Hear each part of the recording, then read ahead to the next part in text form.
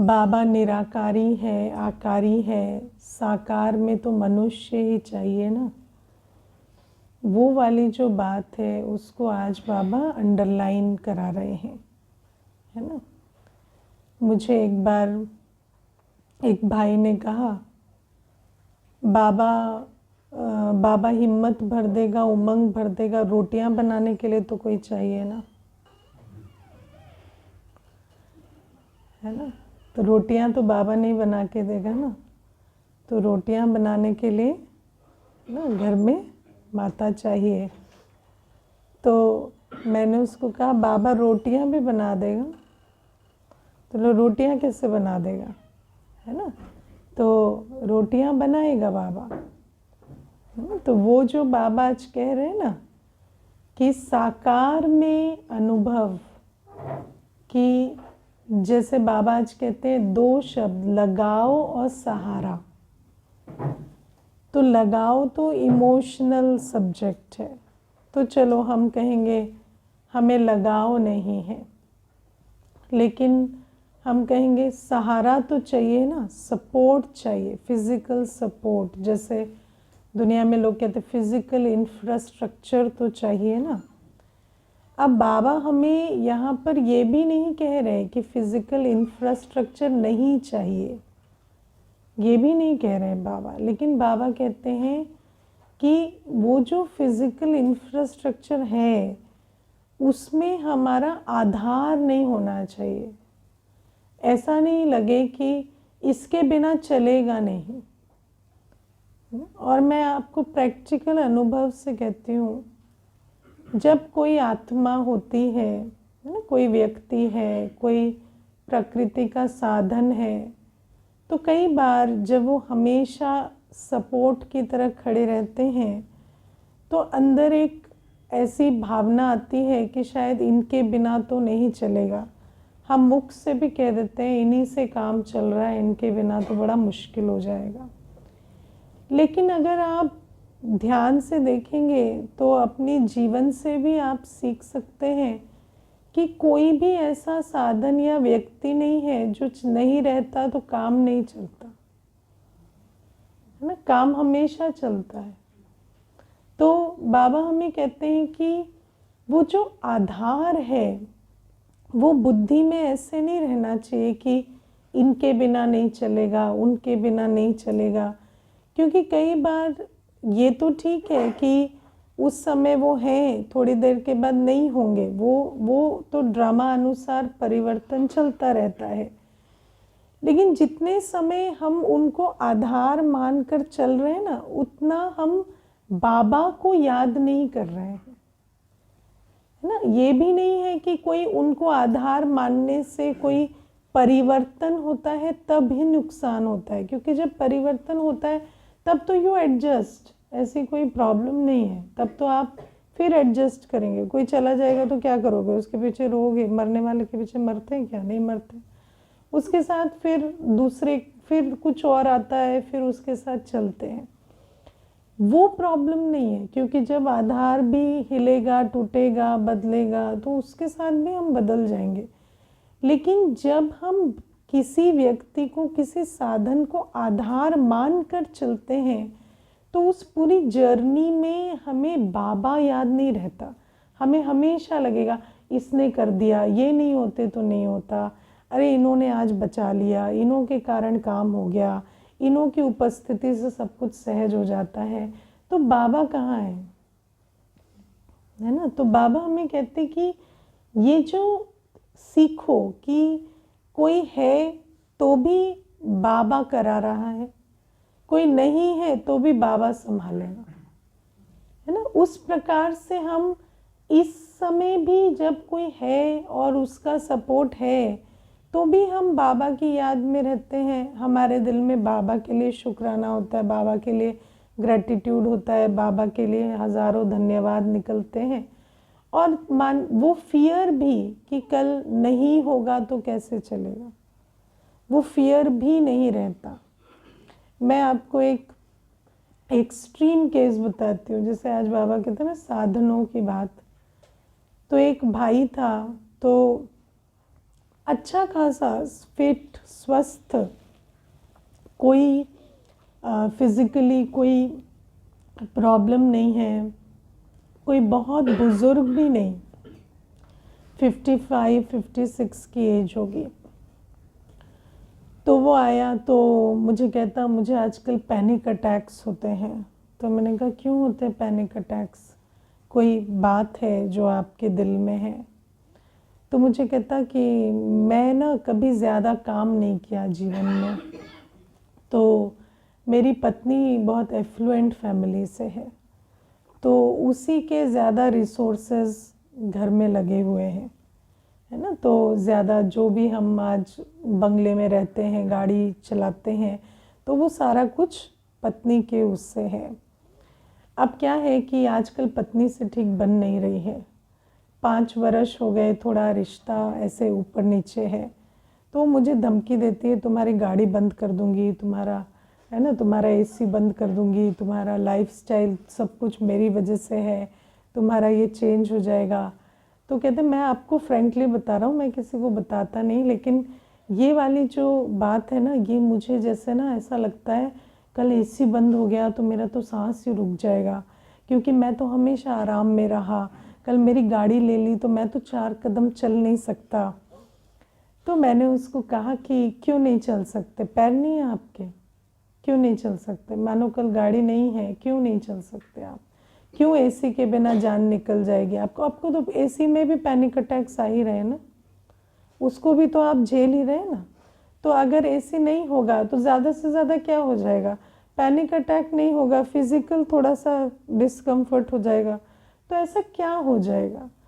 तो उनको बहुत काउंसलिंग करके भेजा।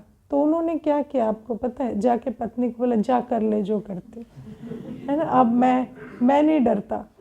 तो वो मैंने कहा कि मैंने आपको इसलिए थोड़ी कहा कि आप जाके उनको ये उल्टा कर दे, ऐसा नहीं है। मैं आपको कह रही हूँ आप मेंटली रेडी रहो, ये नहीं कि आप किसी को चैलेंज करो जाके कि आप ले लो, हमारा कुछ नहीं जाता या ऐसा कुछ नहीं। हमें ना किसी को चैलेंज करना है, ना हमें कोई चीज़ है तो उसका तिरस्कार करना है, लेकिन ये एक मेंटल एटीट्यूड की बात है कि हमें किसी को आधार नहीं बनाना है, किसी चीज़ को, किसी साधन को। हमें ऐसा नहीं लगना चाहिए हम इनके सहारे चल रहे हैं, ये सहारा नहीं होगा तो हम जी नहीं सकते, वो नहीं होना चाहिए। हाँ, भले आज आपको भोजन बनाने के लिए कोई सुविधा है ना, कई बार ऐसा भी होता है आप 2 माताएं एक घर में, तो या युगल चलते हैं या बच्चे चलते हैं, तो सभी का भोजन शुद्ध है तो वो भी हाथ बटाते हैं, वो भी सहयोग देते हैं। लेकिन ऐसे आपके अंदर कभी संकल्प नहीं आने चाहिए कि कल ये नहीं होंगे तो कैसे चलेगा, या हम तो भोजन नहीं बना सकते। खा सकते हो, बना क्यों नहीं सकते हो? हाँ, जैसे मुंह हमेशा चलेगा ऐसे हाथ क्यों नहीं चलेंगे? हाथ भी चलेंगे, है ना। जब मुख बंद नहीं होता तो हाथ क्यों बंद होंगे? जैसे खा सकते हैं ऐसे बना सकेंगे, हमेशा बना सकेंगे, ऐसे क्या बात है ना।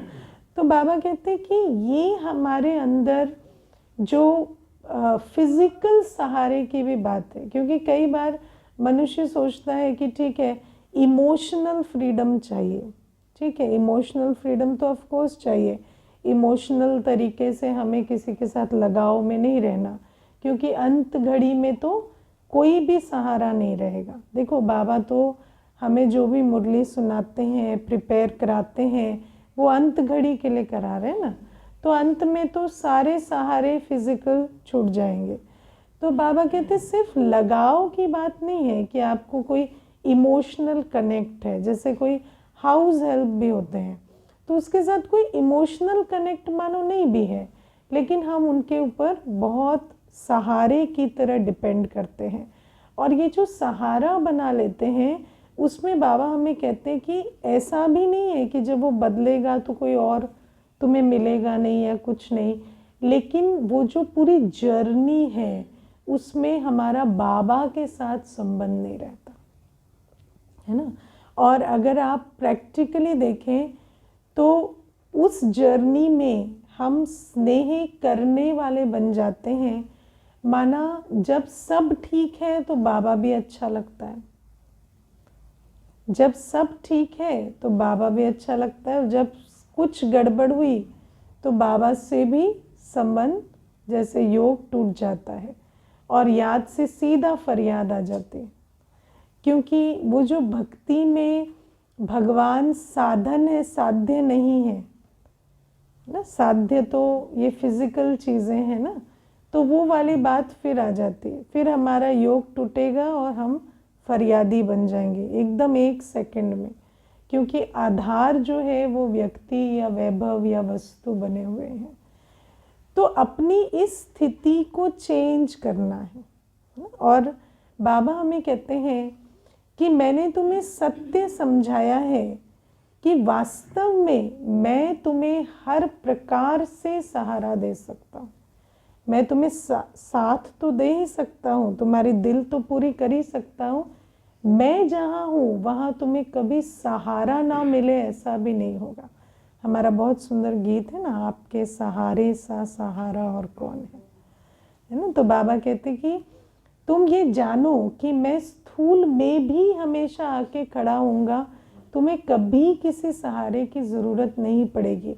लेकिन जैसे बाबा ने हमें बाकी सत्य बताए, जिन सत्यों को हम भूल गए थे, और फिर उनको हमें स्मृति में रखकर कर्म में लाकर अनुभव बनाना होता है, जिसको आज एक्सपेरिमेंट और एक्सपीरियंस कहा। कि अगर हम स्मृति में ना रखें कि बाबा ने मुझे ये वायदा किया है और उसको अप्लाई करके अनुभव ना बनाएं, तो वो बात हमें कभी रियलाइज़ नहीं होती कि ये पॉसिबल है। ऐसे ही हम किसी भी परिस्थिति में, मानो कोई सहारा है या नहीं है, उस समय हम बाप को सहारा बनाकर चलें और इस अनुभव को अपने अंदर पक्का करें कि बाबा ही सदा साथी, सदा सहयोगी, सदा सहारा है। क्योंकि बाबा ने हमें बता तो दिया, लेकिन अगर हम अनुभूति नहीं बनाते, उसको प्रैक्टिकल में लाकर अनुभव नहीं बनाते, तो फिर मुश्किल हो जाते है ना। तो बाबा हमें ये इन एडवांस ये ज्ञान क्यों दे रहे हैं, ताकि हम जब तक सहारे छूटें तब तक इतने मेंटली रेडी हो जाएं कि एक बाबा ही सहारा है, फिजिकल सहारा भी है ना। देखो हम कभी कभी सोचते हैं, मानो सोच लो कि ये जो माइक है ना, तो अब मैं सोचूं कि माइक के बिना तो आवाज़ नहीं पहुंचेगी। ठीक है, माइक के बिना आवाज़ नहीं पहुंचेगी, लेकिन मानो माइक काम नहीं कर रहा, तो भी अगर मैं बाबा की याद में बोलूँगी तो सामने वाली आत्मा को अनुभूति होगी। भले ही उसको सारे शब्द भी ना सुनाई दे, लेकिन उसको अनुभूति होगी। इतना हमें निश्चय रखना पड़ेगा कि जहाँ बाबा है वहाँ सर्व कार्य होंगे, है ना। या और कोई विधि निकलेगी जिससे चीज़ें होंगी। जैसे आप देखो, कोविड आया, ऑफलाइन क्लास नहीं हुई तो ऑनलाइन कराई बाबा ने। तो कोई ना कोई, बाबा कहते हैं ना कि अगर तुम्हारा संबंध मुझसे है तो समय बदलेगा, विधि बदलेगी, लेकिन यात्रा नहीं रुकेगी। ना तो पुरुषार्थ रुकेगा, ना सेवा रुकेगी, लेकिन तुम्हें उसके लिए मुझ एक को सहारा बनाकर चलना होगा। तो ये नहीं सोचना कि बस बाबा तो प्यार देता है, शांति देता है, खुशी देता है, लेकिन काम तो नहीं करेगा ना। तो हाँ, काम तो हमें भी करना है, लेकिन ऐसा नहीं है कि अगर रियली हमें कोई सपोर्ट चाहिए तो बाबा नहीं देगा। किसी व्यक्ति को इंस्ट्रूमेंट बनाएगा, कुछ और करेगा, लेकिन वो सपोर्ट भी हमें मिलेगा ना। तो ये एक चीज़ बाबा आज कहते हैं। अब बाबा कहते हैं इसी में ही कई स्नेह करने वाले बन जाते हैं। फिर स्नेह करने वाले माना, जो मैंने कहा सब ठीक है तो बाबा भी, इससे भी प्यार है, नहीं है तो फिर वहाँ फरियादी बन जाते। तो उनका योग टूटता रहता है, जुड़ता रहता है। उनका योग आधार के आधार से ही चलता है ना। तो वो फिज़िकल कंडीशंस उनके लिए हमेशा इम्पोर्टेंट रहते हैं। आज हाथ नहीं उठवाऊंगी कौन किस कैटेगरी में है, लेकिन सब अपना अपना चेक कर लेना, है ना। और इसीलिए बाबा कहते हैं कि इसको बदलो, इस कैटेगरी को बदलो, है ना। अगर सबसे नीचे हैं बाबा, फिर भी देखो कितना रहमदिल है कि कहता है कि ऐसा कोई भी नहीं है जिसका स्नेह नहीं है, मेरा हर बच्चा स्नेही तो है, लेकिन अभी स्नेह का इतना अक्ल नहीं है। तो थोड़ा अक्ल बाबा देते हैं कि और कैसा स्नेह हम रखें। फिर दूसरा बाबा कहते स्नेह निभाने वाले। तो कई ऐसे बच्चे होते हैं जिनके अंदर एक सेंस ऑफ रिस्पॉन्सिबिलिटी होती है कि मुझे रिटर्न देना है ना। तो जैसे मुझे ये बात बहुत सालों पहले से ही पक्की थी कि जो खिलाता है उसकी सेवा करनी पड़ती है ना। तो मुझे ऐसा नहीं लगता था कि सेवा करना ऑप्शनल है। मुझे लगता था जब बाबा की पालना है, बाबा सब कुछ करता है, तो बाबा को रिटर्न देना ही पड़ेगा। मतलब आप दिल से दो या फोर्स करके दो, लेकिन ऐसे तो कर्जा तो नहीं चढ़ा सकते, तो वो तो देना ही पड़ेगा। तो वो सेकंड स्टेज होती है कि हमें लगे कि दिल से कि रिटर्न तो देना ही है। ये एक डिफरेंट तरह का एक जिम्मेवारी का अनुभव होता है कि बाबा की जो आशाएं हैं वो हमें पूरी करनी पड़ेगी। जब बाबा हमारे लिए आया है तो बाबा की आशाएं कैसे नहीं पूरी करेंगे। वो तो एक बेसिक गिव एंड टेक की सेंस है ना, कि बाबा इतना कर रहा है मेरे लिए तो मैं कैसे पीछे हट जाऊं। तो ये है स्नेह निभाने वाले। ऐसे निभाने वाले भी कम होते हैं, लेकिन जिन बच्चों के अंदर ये वाला सेंस होता है कि जब हम इतनी पालना ले रहे हैं तो हमें भी बाबा जिस कार्य के लिए, जिस ध्येय के लिए अपना धाम छोड़कर आया है, हमें भी अपनी जीवन उस लक्ष्य को देनी पड़ेगी, है ना। देनी पड़ेगी, ऑप्शनल नहीं है।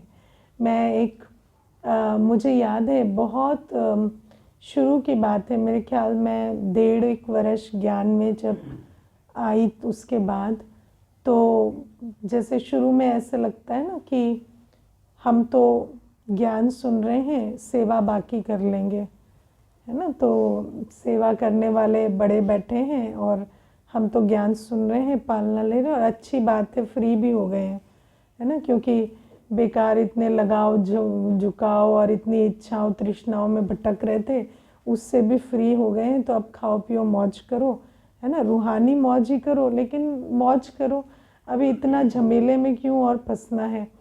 तो मुझे ऐसे अंदर ऐसे शुरू में ऐसी स्टेज होती थी। तो फिर एक दिन क्या हुआ कि एक अव्यक्त वाणी ऐसे ना गिर गई, है ना। जैसे ना सफाई करते वक्त वो गिर गई, तो वो खुल गई। तो वो जब खुली तो मेरी आदत है कोई चीज़ सामने हो ना तो मैं उसको ऐसे पढ़े बिना नहीं रखती। मानो अगर कोई न्यूज़पेपर भी, कोई भी चीज़ सामने आ गई तो उसको थोड़ा पढ़ लेती हूँ कि ये क्या है, एक संस्कार सा है। तो मैंने जैसे वो खुल गई तो मैंने उसको पढ़ना शुरू कर दिया, वहीं सफाई करते करते पढ़ने लगी। तो उसमें बाबा ने, मुझे अभी उसकी डेट भी नहीं पता, लेकिन उस वाणी में बाबा ने कहा था कि जैसे एक बच्चा जन्म लेता है तो कुछ समय तक तो उसको माता पिता पालना देते हैं, है ना, फ्री में ही देते हैं, लेकिन उसके बाद उसको रिटर्न देना पड़ता है ना। तो आप हमेशा पालना ले नहीं सकते, आपको देना ही पड़ेगा। It is a natural phenomena. इसीलिए लौकिक में कहते हैं कि शादी करो, बच्चे हों, फिर उनको आप पालना दो। तो वो एक विधि उन्होंने बनाई है कि आप भी पालना देना पड़ेगा। ऐसा नहीं है कि आप सिर्फ पालना लेंगे और रिटर्न कुछ नहीं देंगे। तो इसीलिए उसको नाम दे दिया सोशल, आपकी रिस्पॉन्सिबिलिटी। लेकिन बाबा कहते हैं अब तुम्हें विकार और निर्विकारीपन का ज्ञान हो गया है, तो तुम समझते हो कि जिसको तुम विकारी जिम्मेवारी अपनी समझते थे वो तुम्हारी जिम्मेवारी नहीं है, क्योंकि उसमें तो विकार है। लेकिन अब तुम बाबा से इतनी पालना लेते हो तो तुम्हें विश्व सेवा का जिम्मा उठाना ही पड़ेगा। वो तुम्हें रिटर्न देना ही पड़ेगा। ऐसा नहीं हो सकता कि तुम सिर्फ पालना लो और रिटर्न ना दो। तो वो वाणी सुनकर एक पता नहीं कुछ बुद्धि के कपाट खुल गए थे। तो मुझे इतना समझ में आ गया था ऐसे छूट तो नहीं सकते, करना तो पड़ेगा। तो फिर तब से वो अंदर रहा कि करना है। तो वो रिटर्न देने की भावना जब होती है तो ये भी बाबा कहते हैं सेकंड कैटेगरी का स्नेह होता है कि हम बाबा के साथ कमिटेड हैं, है ना। हम लव में नहीं है लेकिन कमिटेड हैं। कई होते हैं ना कमिटमेंट है पर ऐसा प्यार नहीं है, पर देयर इज़ अ कमिटमेंट कि जब भी आपकी कुछ आवश्यकता होगी तो बाबा हम आपके लिए रहेंगे और आशाएं हम आपकी पूरी पूर्ण करेंगे। तो वो जो कमिटमेंट वाली आत्माएं होती हैं, तो बाबा कहते हैं जो जितना करता है सो पाता है। तो आज बाबा ने 2 बातें बहुत अच्छी सुनाई कि ऐसी आत्माओं को सदा हिम्मत और सदा उमंग उत्साह की गिफ्ट की लिफ्ट बाबा देते हैं। और ये एक और बाबा तो सत्यता का सागर है। जो भी आत्मा ये देखा है कि मैं निभाने वाला बना हूँ, तो उसका निजी अनुभव ज़रूर होगा कि कभी भी उनको हिम्मत की उमंग उत्साह की कमी नहीं होती। कभी आपका उमंग उत्साह नीचे जाएगा ही नहीं, नीचे जाने लगेगा कुछ ना कुछ करके बाबा उसको बढ़ा देता है ना। जैसे आपने कभी गिव अप नहीं किया है, बाबा विल मेक श्योर आप कभी गिव अप ना करें। अगर आपने गिव अप नहीं किया है तो बाबा भी आपको आप कभी गिव अप ना करें ये इंश्योर करता है। तो ये जो निभाने वाली आत्माओं का बाबा के साथ इस प्रकार से कॉन्ट्रैक्ट चलता है ना। लेकिन बाबा कहते ये वाली आत्मा भी वो जो सुख है ना कि सदा बाबा के स्नेह में समाये रहें और सदा बाबा के हर कर्म में, हर संकल्प में, हर बोल में जो हम बाबा के समान स्थिति या उस सुख स्वरूप का अनुभव करें, वो इन आत्माओं में भी नहीं होता। कभी होता है, कभी नहीं होता, है ना। क्योंकि पुण्य के खाते के अनुसार कभी होता है, कभी नहीं भी होता। लेकिन बाबा कहते हैं जो थर्ड कैटेगरी है वो, या जिसको फर्स्ट कैटेगरी कहेंगे, नंबर 1 आत्माएं, सदा स्नेह में समाये रहने वाली आत्मा, जो जिसके अंदर उठते बैठते खाते पीते ऐसा लगे कि ये बाबा से जुदा नहीं है और बाबा इनसे जुदा नहीं है। तो बाबा कहते हैं ऐसी समाई रहने वाली आत्माएं जो सदा बाप के समान कर्म करती, सदा बाप के प्यार में समाई रहती। अब एक चीज़ हमें ये भी समझना है, कई बार कहेंगे हम संकल्प में, बोल में बाप के समान हमेशा बाबा की याद में समाये रहते हैं, पर कर्म में भी समाये रहें। समाये रहना माना समान बनना, है ना। तो कई बार नैन कोई और कहानी कह रहे होते, कर्म कोई और कहानी कह रहे होते, वो छल है, वो समाये हुई नहीं है ना। मैं आपको एक बहुत सिंपल सी एक अनुभव की बात बताती हूँ। एक माता है, उसको वो ना जैसे ही बाबा के बारे में बात करती है तो रोती है, मतलब उसके आंखों से आंसू निकलते हैं। आप उसको देखेंगे तो ऐसा लगेगा जैसे बाबा में ही डूबी रहती है, उसके नैनों से भी ऐसा लगता है, लेकिन कर्मों में कोई पवित्रता नहीं है, कोई समर्पण नहीं है। तो ये भी एक भक्ति का जो छल होता है ना, वो भक्ति का छल हम कभी कभी ज्ञान में ले आते हैं कि आपके नैन तो हमेशा भीगे हुए डूबे हुए लग रहे हैं, लेकिन आपके कर्मों में या आप जब आते हैं जीवन में तो पता चलता है कि बाप समान कृत्य नहीं है, आप सदा पवित्र और सेवाधारी बन के नहीं चल रहे। तो ये हमें इस चीज़ के प्रति थोड़ा सावधान रहना होता है, क्योंकि ऐसे हमने बहुत देखा कि वो जो भक्ति वाले जो छल के संस्कार होते हैं ना, तो हम लोग भी इम्प्रेस हो जाते हैं। मैं आपको प्रैक्टिकली बताऊं, जब शुरू शुरू में देखते हैं ना, तो ऐसे बच्चों को देख के हम भी इम्प्रेस हो जाते हैं कि भाई इतना इनके नैनों से ऐसा लगता है जैसे ये तो बस बाबा बाबा ही है। लेकिन बाद में देखो तो कुछ बाबा बाबा नहीं है। नहीं, पति ऐसा चाहते हैं, पति ऐसा कहते हैं, बच्चे ये कहते हैं, बच्चों को ऐसे चाहिए, तो बच्चे और पति और यही चलता रहता है। तो ये भी हमें समझना है कि समाये हुए का अर्थ क्या है। समाये हुए का अर्थ ये नहीं है कि हमारे नयन अलग भाषा बोल रहे हैं और हमारे कर्म अलग कहानी कह रहे हैं, वो नहीं। समाये हुए माना सदा समान, बाप समान हमारे संकल्प, बाप समान हमारी दृष्टि, बाप समान हमारे बोल, बाप समान हमारे कर्म। तब कहेंगे हाँ ये समाई हुई आत्माएं हैं। स्नेह में समाई हुई की निशानी है, समान बनकर रहेंगे, बाबा जैसे होंगे, कर्मों में बाबा जैसे होंगे, है ना। मैं कभी कभी जब बाबा की, जैसे जब भी फुर्सत मिलती है तो फिर बाबा की भाग्य विधाता या कोई भी किताब लेके बैठती हूँ, तो आदि की जो अनुभव दादियों ने, वरिष्ठ भाइयों बहनों ने शेयर किए, उसको सुनते हैं तो ऐसा लगता है जैसे आप विचार करो, बाबा जिनकी शरीर की आयु 70 वर्ष होगी या 75 वर्ष होगी या 80 वर्ष होगी, कैसे वो सारी दिन पार्टीज आती रहती और वो पालना देते रहते। आप सोचो, एक एक बच्चे को उतना प्यार, उतना अटेंशन, उतनी पालना देना,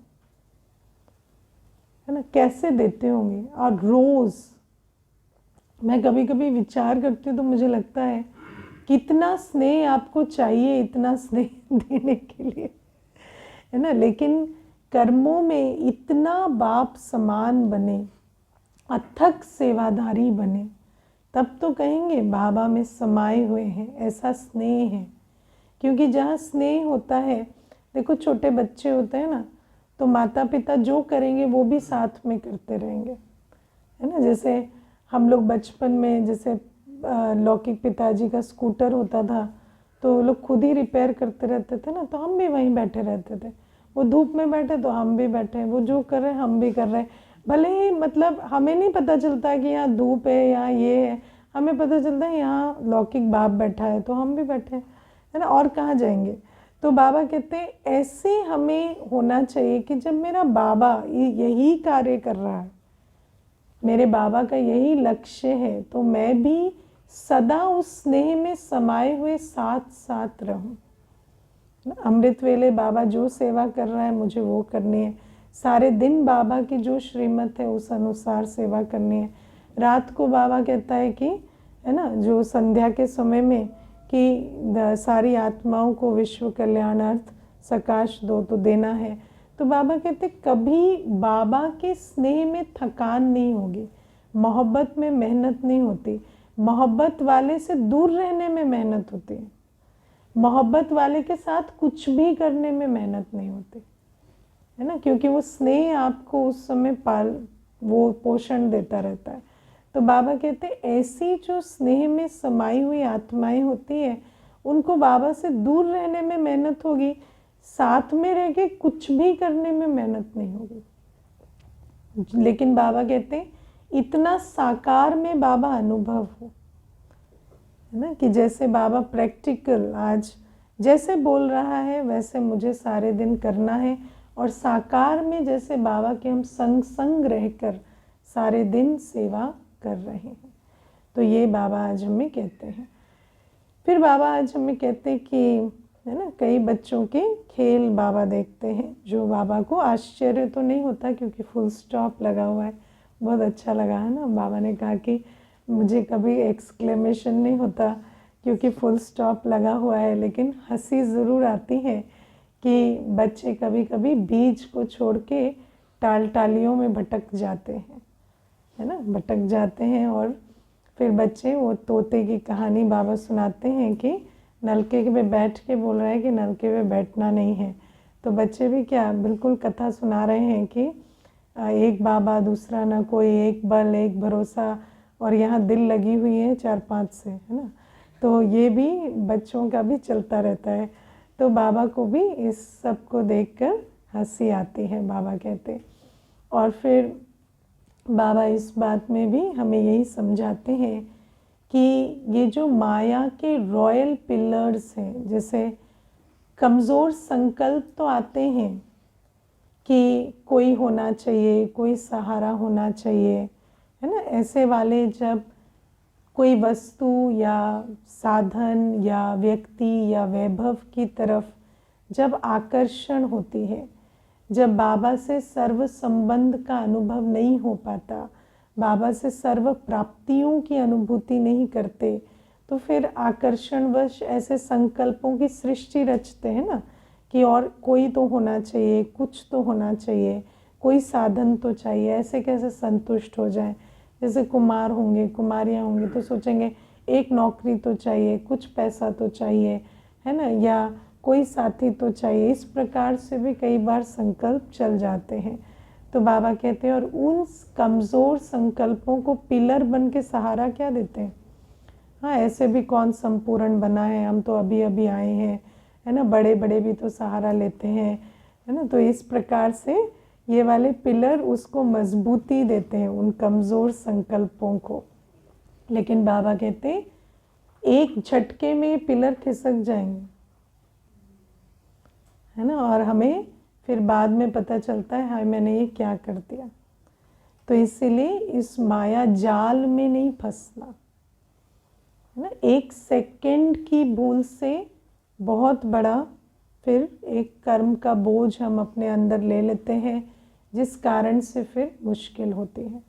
तो बाबा कहते ऐसा नहीं है कि नौकरी नहीं करो, कुछ भी नहीं करो, करो पुरुषार्थ, टाइम है, पढ़ रहे हैं, मेहनत करें, क्यों ना करें, ज़रूर करें, लेकिन ऐसा नहीं सोचना कि इसके बिना नहीं चलेगा, है ना। और ऐसा भी नहीं सोचना इसके बिना ही चलाना है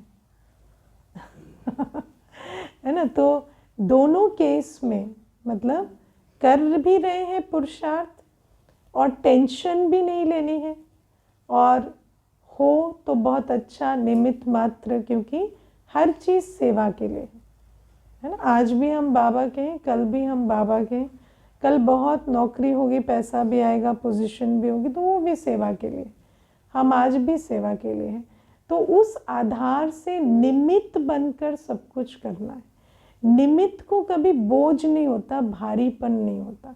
और जहाँ निमित्त भाव खत्म हो जाता है, वहाँ बहुत सारी ना हो तो भी टेंशन है, हो तो भी टेंशन है ना। तो बाबा कहते सब कुछ करो लेकिन आधार समझकर नहीं चलो। कोई व्यक्ति है जीवन में तो उसको छोड़ने की बात नहीं है। बाबा कोई ऐसा नहीं कहते कि परिवार को छोड़ दो या युगल को छोड़ दो, बच्चे को छोड़ दो, बाबा ऐसा कभी नहीं कहते। लेकिन बाबा कहते ऐसा भी नहीं है कि उनके बिना कुछ नहीं होगा, या ऐसा भी नहीं उन्हें अवॉइड करना है। तो हर चीज़ को निमित्त मात्र समझ कर चलो, है एक से भले दो, है ना। अच्छा है, वो घर संभाल लेते हैं, हम सेवा संभाल लेते हैं, क्या मुश्किल है, बहुत अच्छी बात है ना। तो इस प्रकार से भी मानो कोई सहयोगी भी नहीं है तो भी समझो वो एक साइड संभाल रहे हैं, हम एक साइड संभाल रहे हैं। तो दोनों प्रकार से निमित्त समझकर अपने आप को चलेंगे तो उसमें फिर कंफ्यूजन या अनसर्टेनिटी नहीं होती। फिर बाबा आज हमें कहते हैं कि दादियों की जो मुलाकात में बाबा बहुत अच्छे एक पॉइंट कहते हैं कि जब हम अथक होते हैं और जब हम उड़ती कला वाले होते हैं तो दूसरों को भी हम अपनी अथकपन से और उड़ती कला से उड़ान भर देते हैं, है ना। और आप देखना कि जहाँ उमंग उत्साह में एक आत्मा चलती है तो अन्यों को भी देखकर उमंग उत्साह आने लगता है। तो बाबा कहते ऐसा हमें इंस्ट्रूमेंट बनना है। उड़ती कला माना जिसमें आप छोटे मोटे पहाड़ों से टकरा कर गिरते नहीं हैं। जब पंछी उड़ता है तो उसको बड़ी बड़े पहाड़ भी क्या उसके ऊपर उड़ सकता है। तो उड़ती कला माना ऐसी स्टेज जहाँ कोई भी विघ्न आता है तो विघ्न नहीं बनता, है ना, वो आप उसके पार जाकर आराम से उसको क्रॉस कर लेते हैं। तो जब जैसे कल बाबा ने स्लोगन में भी कहा था ना कि संतुष्टता की पर्सनालिटी वाले दूसरे को संतुष्ट करते हैं, है ना। और जहाँ आज बाबा ने संतुष्टता के लिए भी बहुत समझाया कि जहाँ संतुष्टता है, जहाँ बाबा है, बाबा से सर्व संबंध है, वहाँ सर्व प्राप्तियाँ हैं। और जहाँ सर्व प्राप्तियों से दिल भरपूर है, वहाँ फिर आँख इधर उधर भटकती नहीं, है ना। क्योंकि जहाँ असंतुष्टता होती है, अप्राप्ति की भावना होती है, वहाँ फिर ढूंढ रहे होते हैं।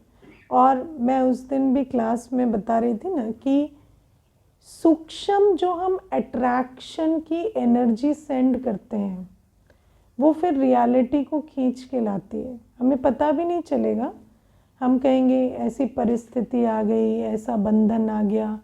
लेकिन जब हमने बाबा से सर्व संबंध नहीं जोड़े हैं, हमारे दिल में खाली स्थान है, हमारे अंदर संतुष्टता नहीं है, तो हमारे संकल्प कुछ न कुछ परिस्थितियों को खींच कर ले आएंगे। कोई ना कोई सहारा, कोई ना कोई व्यक्ति कुछ न कुछ को खींच कर लाएंगे। तो बाबा कहते हैं इसीलिए सर्व संबंध बाबा से जोड़कर संतुष्ट रहना है। मुझे आज दादियों की मुलाकात वाले पॉइंट में एक बहुत अच्छी पॉइंट लगी, जो बाबा ने कहा कि जो बाप समान आत्माएं होती हैं, उनके अंदर घृणा नहीं होती, उनके अंदर सदा सर्व के लिए रहम होता है। ये बहुत बड़ी बात है ना, क्योंकि घृणा करने का संस्कार एक देहभान का संस्कार है। देहभान में हम क्या करते हैं, घृणा करते हैं, ये अच्छा नहीं है, ये नहीं सुधरेगा, इससे क्या होगा, इसके अंदर तो इतने गंदे संस्कार है कि बात मत पूछो। ये सारे घृणा के शब्द हैं, घृणा भाव के शब्द हैं, है ना। लेकिन बाबा कहते जो बाप समान आत्मा है, उसके अंदर सदा रहम की भावना होती है कि ये भी बने, ये भी उठे, ये भी करे। और प्रैक्टिकल जो हमने इस ज्ञान मार्ग में, सेवा मार्ग में देखा कि जब कोई आत्मा होती है तो कोई गलती करते हैं, है ना, तो दो प्रकार से हम डील करते हैं। एक बॉडी कॉन्शियसनेस होती है कि बाबा ने कहा है कि प्यार देना है, तो उसको एक्सेस प्यार लुटाते जाते हैं, इतना कि उसको पता ही नहीं चलता मुझे सुधरना भी है। ये भी एक प्रॉब्लम है। और दूसरा जो एक्सट्रीम है वो है पूरा रिजेक्ट कर देना। रिजेक्ट करने का संस्कार एक घृणा जनित संस्कार, बहुत तीव्र संस्कार होता है कि हमें इनसे कोई लेना देना नहीं है, हमें कोई अटेंशन नहीं देना इनको, हमें कुछ इनके बारे में नहीं सोचना, ये ज़्यादा ही अपना समझ रहे हैं तो अपना करें। तो रिजेक्ट करना, और या बहुत ऐसे देभान में आकर उनकी गलतियों को सुधारने की भी जो एक भावना होती है वो भी ख़त्म हो जाए, सिर्फ मैं प्यार से रहूँ, मैं प्यार से रहूँ, वहाँ चले जाते हैं। वो भी एक शुरू में इम्बैलेंस आता है, क्योंकि शुरू में समझ नहीं आता कि सच्चा स्नेह क्या होता है। तो हमारे अंदर धीरे धीरे जैसे जैसे देही अभिमानी बनते हैं, तो वो आता है कि क्या कहना भी है, कितना कहना है, कितना उनको एहसास भी कराना है, और फिर ये भी कि रिजेक्ट नहीं कर देना है। आत्मा को ये भी पता चले कि मुझे सुधरना है, और आत्मा को ये भी पता चले कि ये मुझे प्यार करते हैं, ये मेरे हैं, मेरे पास सपोर्ट है, ये भी उसको पता चले कि ये मुझे छोड़ नहीं देंगे, और ये भी पता चले कि मुझे सुधरना भी पड़ेगा। ऐसा भी नहीं कि उसको ये इंडिकेशन मिले कि मुझे बिना सुधरे चलेगा। अगर वो इंडिकेशन आप दे रहे हैं तो आप में और एक एनेबलर में क्या अंतर है, जो दुनिया में एनेबलर कहते हैं, है ना, जो गलतियों को, बुराइयों को और बढ़ावा दे देते हैं, प्यार की आड़ में ही करते हैं वो भी, है ना। तो बाबा कहते कि हमें हर आत्मा को उन्नति के लिए इशारा भी देना पड़ेगा, हर आत्मा को रियलाइज भी कराना पड़ेगा, बोलना भी पड़ेगा। खाली नहीं बोलने से, नहीं करने से नहीं होगा, लेकिन साथ साथ, लेकिन ये जो बैलेंस है ना, ये एक अवस्था की बात होती है कि हमारी अवस्था में इतनी रूहानियत हो, इतना रहम हो कि उस आत्मा को भी ये पता चले कि ये कितना भी मुझे अगर कह भी रहे हैं तो इसमें मेरी भलाई है। वो पता कैसे चलेगा? जब एक्चुअली रहम भाव होगा और उसके अंदर ये भी ना आए कि ये मुझे रिजेक्ट कर रहे हैं या ये मुझे बुरा भला कह रहे हैं, या वो जो दुख की भावना आती है वो ना आए। वो रियलाइजेशन, एक आत्मा को आप कहते हैं उसको दुख होता है, दूसरी को कहते हैं उसको रियलाइजेशन होती है, तो वो अंतर कैसे पड़ता है? वो अपनी अवस्था से पड़ता है। तो अवस्था इतनी अच्छी, इतनी ऊंची हमारी हो कि हमें बाबा हमें क्या कहता नहीं है। बाबा क्या सिर्फ मीठे बच्चे पे मुरली एंड कर देता है? मीठे बच्चे शुरू करता है, मीठे मीठे सिक्की लदे एंड करता है, बीच में तो सारी बात कहता ही है बाबा। तो बाबा कितने बैलेंस से चलता है ना, मीठा भी कहता है, बच्चा भी कहता है और सब कुछ समझाता भी है। तो नहीं समझाएंगे तो कैसे चलेगा? तो समझाना भी है, लेकिन फिर उस आत्मा को वो सपोर्ट भी, वो स्नेह भी देना है। क्योंकि कई बार हम समझाते हैं, रिजेक्ट करते हैं, वो कॉम्बिनेशन नहीं चलेगा। समझाना है और प्यार देना है, डांटना है और प्यार देना है, दोनों करना पड़ेगा। और वो जो बैलेंस है, कितना करना है, कहाँ स्टॉप करना है, कहाँ चेंज करना है, वो अपनी अवस्था से धीरे धीरे वो इक्विलिब्रियम आता जाता है ना। और फिर बाबा आज हमें कहते हैं कि तुम्हारा हर संकल्प, बोल, कर्म, सब कुछ विशेष होना चाहिए, है ना। क्योंकि बाबा कहते हैं अगर एक सेकंड भी विशेष कर्म में नहीं है और एक सेकंड भी मुंझे हुए हैं तो एक सेकंड भी धोखा दे सकता है। क्योंकि अगर उसी समय अंत घड़ी आ गई तो क्या फ़ायदा हुआ इतना करके, वो एक सेकंड में ही रिजल्ट निकल गया, है ना। मुझे एक बहन कहती थी कि मैं रोज़ अमृत वेला करती हूँ, जिस दिन नहीं करती हूँ ना उसी दिन आप क्लास में हाथ उठवा लेते हैं और ऐसा लगता है जैसे मैं ही कभी नहीं करती हूँ। तो मैंने कहा अब मैं क्या करूँ उसमें, है ना। अब या तो आप मुझे बता दिया करो ना, कि हर दिन चार्ट में लिख दिया करो तो मुझे पता चलेगा, क्योंकि और तो कोई तरीका नहीं है ना। अब आप एक दिन नहीं करते, अब देखो करती वो हफ्ते में एक दिन नहीं या महीने में एक दिन नहीं, लेकिन उसी दिन सबको पता चलता है कि ये इसी ने अमृत वेला नहीं किया। तो ये क्या है कि अब एक दिन का एक्सक्यूज़ नहीं है, एक सेकंड का एक्सक्यूज़ नहीं है। बाबा कहते ये तो चलो सिर्फ कहाँ इज्जत गंवा रहे हैं क्लास में ना, लेकिन जब पूरे कल्प की इज्जत की बात आएगी तब क्या करेंगे? तो इतना हमें अटेंशन देना है। हमारा एक सेकंड भी मोस्ट वैल्यूबल है। हम अमूल्य आत्माएं हैं, विशेष आत्माएं हैं। तो बाबा कहते हैं इतनी विशेषता हमारे हर संकल्प, बोल, कर्म, हर एक चीज़ में होनी चाहिए। और बाबा कहते साधारण कर्म भी नहीं, विशेष, है ना। ऐसा नहीं हमने पाप नहीं किया, हमने उल्टा नहीं बोला, हमने कोई गलती नहीं की, वो तो भगत भी नहीं करते। अच्छे भगत भी होते हैं, वो भी पाप, चोरी, ठगी से तौबा करके चलते हैं। लेकिन बाबा कहते वहीं तक की बात नहीं है, यहाँ तो ये है किया क्या, क्या नहीं किया वो नहीं।